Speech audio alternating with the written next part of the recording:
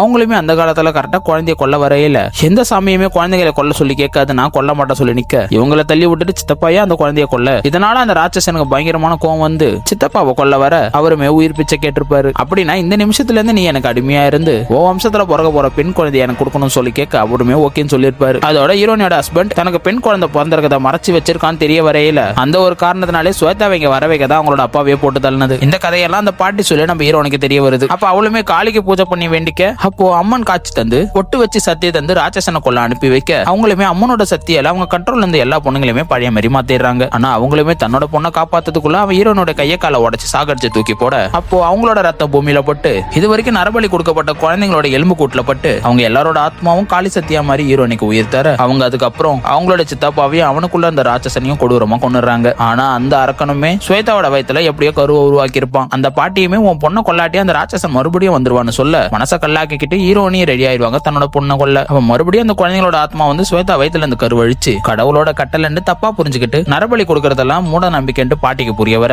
அந்த பாட்டியும் போய் ஹீரோனியை தடுக்கிறாங்க. அப்படி அந்த படத்தை முடிக்கிறாங்க.